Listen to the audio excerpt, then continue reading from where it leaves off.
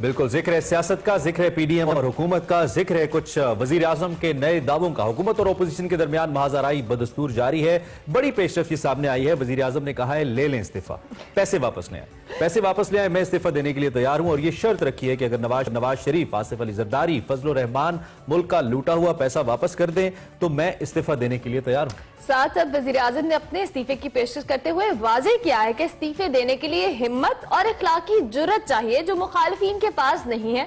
अगर इस्तीफे देने की हिम्मत होती तो ये एनआरओ लेकर बाहर ना भागते। वजीर आजम ने गवर्नमेंट मुखालिफ तहरीक पर तंज के बाउंसर भी मारे और कहा कि ऑपोजिशन ने लॉन्ग मार्च किया, ना लोगों को इकट्ठा कर पाई और अब अपने इस्तीफों पर आवाम से झूठ भी बोला। बिल्कुल, और इस पे फवाद चौधरी साहब ने ट्वीट भी किया। उन्होंने कहा जी एक बार फिर वजीर आजम ने अवामी वजीर आजम होने का सबूत दिया है और अच्छी ऑफर किया, ऑपोजिशन को इस पे सोचना चाहिए।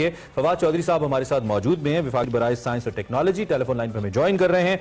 उनसे जरा बात करते हैं। फवाद साहब, ये जिस दौलत के बारे में वजीर आजम ने कहा कि वो वापस ले आए तो मैं इस्तीफा दे दूंगा, ये दौलत तो आपने वापस नहीं लानी थी हुकूमत में आने के बाद? मैंने ये कहा, मैंने पहली बात तो वज़ीर आज़म को सुना नहीं ये कहते हुए। लेकिन अगर उन्होंने कहा है तो फिर तो ये बड़ी अच्छी ऑफर है अपोजिशन के लिए कि वो इस्तीफा देना चाहते हैं तो जो पैसे पाकिस्तान के लोगों के लूटे हुए हैं वो फौरी तौर पे पाकिस्तान वापस ले आए तो उनकी ख्वाहिश भी पूरी हो जाएगी। यहाँ तक आपने कहा कि हमने वापस आने थे, देखिए 500 अरब रुपया जो पाकिस्तान के अंदर था वो तो रिकवर हुआ है। इसमें से तकरीबन 200-250 बिलियन की जो प्रॉपर्टीज हैं जो अभी रिकवर हुई हैं और 347 अरब रुपया है जो नैब ने रिकवर किया। तो 500 अरब रुपया जो है ये अभी तक इस साल जो है, पिछले साल जो है वो रिकवर हुआ है, जो कि मैं समझता हूँ सब्सटेंशियल है। लेकिन जो बाहर पैसा है, प्रॉब्लम ये होती है कि जब पैसा निकल जाता है पाकिस्तान से और लंदन, यूएई और इस तरह की दूसरी जगहों पे लग जाता है तो वहाँ के जो मुल्क हैं उनकी वो स्टेक बन जाती है कि उनकी इकोनॉमी में इतना पैसा आया वो निकलने नहीं देते।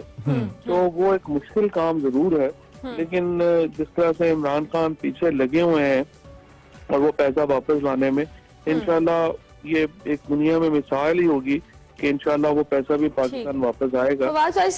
ऑपोजिशन ने तो इसको सियासी लतीफा करार दे दिया कि वजीर आजम साहब ने बड़ा एक मजाक किया है सियासत में कि हम अगर इस्तीफा मैं तब दूंगा जब ये लूटी हुई दौलत वापस कर देंगे। और साथ साथ अगर बात करें मरियम नवाज साहिबा की, उन्होंने भी बड़ा इस पे कहा है कि लॉन्ग मार्च भी होगा, इस्तीफे भी होंगे, एहतजाज भी होगा और ये इनसे हम इस्तीफे निकलवा करेंगे। क्या कहेंगे इस हवाले से? ये उनका क्या है, मरियम नवाज तो कितने सालों से ये बात, में खला कई महीनों से बात लगी हुई है, उनकी बात तो उनकी पार्टी के लोग नहीं मानते। आप देखें मुर्तजा अब्बासी ने और अवान साहब ने इस्तीफा दिया था और अवान साहब तो बड़े देवर हैं मरियम बीबी के, और उन्होंने जलसे में कहा कि अब आपने इस्तीफा दे दिया है तो स्पीकर के मुंह पे मारे। तो उन्होंने बड़ा शर्मिंदा सा होके वो इस्तीफा स्पीकर को लिख के दिया कि हमने तो इस्तीफा आपको दिया ही नहीं। तो जब उनके अपने जो मेंबर्स उनकी बात नहीं मानते हैं तो बाहर से उनकी बात किसने माननी है। और दूसरा देखें, मरियम नवाज की जो इस वक्त एक सियासत है ये तौहीन आमेज है कि आपने जिंदगी में कभी कोई काम नहीं किया, जिंदगी में आपने कभी अपने किचन भी नहीं चलाया, आप कभी खरीदारी भी वो यही बात वजीर आजम को कहती हैं फवाद साहब। कल उन्होंने कहा कि जिन्होंने कभी कोई काम नहीं किया उनको आपने मुल्क दिया, कल उन्होंने ये स्टेटमेंट दी। जी फवाद साहब, we lost the audio I think. Fawad साहब, can you hear me? नहीं, there is a problem with the audio. Link करने की कोशिश करते हैं। ये कल स्टेटमेंट जो फवाद चौधरी साहब मरियम नवाज साहिबा के हवाले से कह रहे हैं, जो कि ठीक कह रहे हैं, उन्होंने किसी ओहदे पे इससे पहले काम नहीं किया।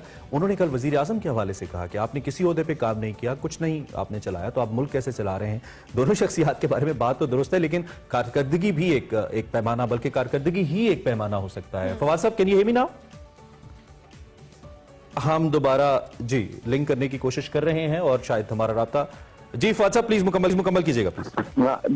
ये तो मतलब मजाक है ना। इमरान खान ने पाकिस्तान में, अगर इमरान खान ने कोई काम नहीं किया तो फिर तो पाकिस्तान से किसी ने कोई काम किया ही नहीं।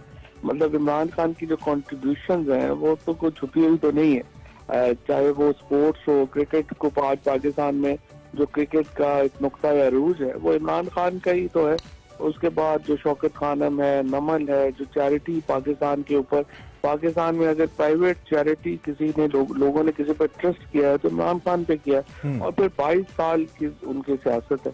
तो वो तो खैर एक मरियम नवाज की तो उतनी मेरा ख्याल है कि अकल ही नहीं होगी जितनी इमरान खान की कॉन्ट्रीब्यूशन। अच्छा, महंगाई ओब्वियसली एक बहुत बड़ा नुक्ता है जिसको आप मुख्तलिफ टीवी शोज के अंदर मानते भी हैं कि इस पे काम भी होना चाहिए और कुछ हद तक आप खुद गिला भी करते नजर आते हैं गवर्नेंस के मामलात के ऊपर। लेकिन दूसरी जानिब हम वजीर आजम जब आए थे और अपने मंशूर में भी आपका ये कहना था कि हम बराह रास्त फंड्स MNAs MPs को नहीं देना चाहते, इससे करप्शन होती है, ये लोग करप्शन करते हैं और इसको हम बल्दियात की सतह पर लेकर आएंगे, बल्दियाती इंतखाबात होंगे। अब खबरें कुछ ऐसी आ रही हैं कि आपकी गवर्नमेंट ने फैसला कर लिया है कि शायद ये फंड्स डायरेक्टली MNAs MPs को दिए जाएंगे ताकि वो कुछ उसकी पेनिट्रेशन हो। तो ये खबर एक तो किस हद तक दुरुस्त है और अगर ऐसा होगा तो आपको नहीं लगता कि हक हकदार तक नहीं पहुंच पाएगा? आपकी क्या राय है इस पर?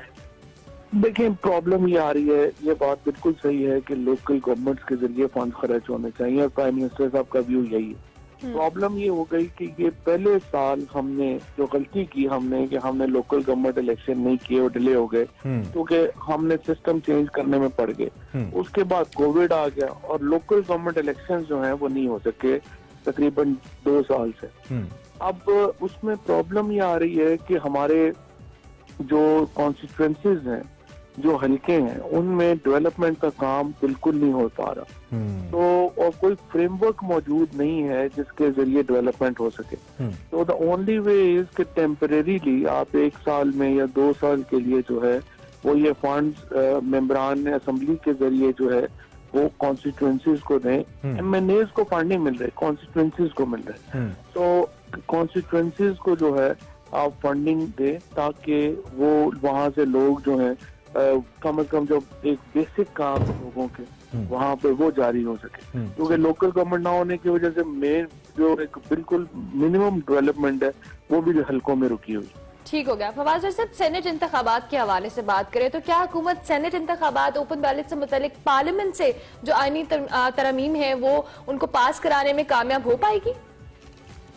अगर पास हो या ना हो, अपोजिशन के लोग तो एक्सपोज होंगे ना कि कौन इस मुल्क में जो है वो करप्शन को जो है वो हवा देना चाहता है, कौन है जो वोट खरीदना चाहता है, कौन है जो कि चाहता है कि सेनेट के इलेक्शन की क्रेडिबिलिटी ना बने। तो ये कम से कम लोग तो एक्सपोज होंगे। बाकी जो है हमने तो अपनी इंटेंशन दे दी है, हम तो कह रहे हैं वोट जो है वो खुला वोट होना चाहिए और हर एक को पता होना चाहिए कि वोट किधर दिया उन्होंने। बाकी अब जाहिर है अपोजिशन के बगैर पार्लियामेंट से ये जो अपनी अमेंडमेंट है मंजूर नहीं हो सकती, लेकिन इससे फायदा ये होगा कि लोगों के सामने किरदार तो आ जाएगा। चलें, आखिरी सवाल आपसे, आपकी मिनिस्ट्री के हवाले से भी है। बहुत कम मिनिस्ट्रीज हैं जिनसे अच्छी खबरें हमें आती हैं, आपकी मिनिस्ट्री फॉर्चुनेटली उनमें से एक है। कोविड के दिनों में कुछ बहुत ही अच्छी खबरें आपने दी, वी अप्रिशिएट। मजीद क्या कर रहे हैं आप? आपकी मिनिस्ट्री मजीद कोई अच्छी खबरें पाइपलाइन में है जो आवाम को आप देंगे? इलेक्ट्रिक व्हीकल पॉलिसी, आपने मेडिकल सर्जिकल के शोबे में भी अच्छा काम किया, तो कुछ बता दीजिए हमें। इस साल इंशाल्लाह जो मेरा सबसे बड़ी ख्वाहिश है और ये अगर फाइनेंस थ्रू कर देता है तो हम पाकिस्तान की हिस्ट्री की सबसे बड़ी साइंस स्कॉलरशिप्स जो हैं वो लाएंगे। It will start from matric से लेकर के PhD तक। जो पाकिस्तान की हिस्ट्री की सबसे बड़ी साइंस स्कॉलरशिप्स हैं वो इस साल इंशाल्लाह हम लेके आएंगे। That's great, that's great. चले, we appreciate and we request you कि आप किसी दिन हमारे साथ स्टूडियोज में भी आए जब भी लाहौर तशरीफ लाएं, तो आपसे जरा डिटेल में बात हो। फवाद चौधरी, वफाकी वजीर बराए साइंस एंड टेक्नोलॉजी, हमारे साथ मौजूद थे और अहम मौजूदात पे बात कर रहे थे। इस पॉइंट पे ब्रेक लेते हैं, ब्रेक के बाद आते हैं।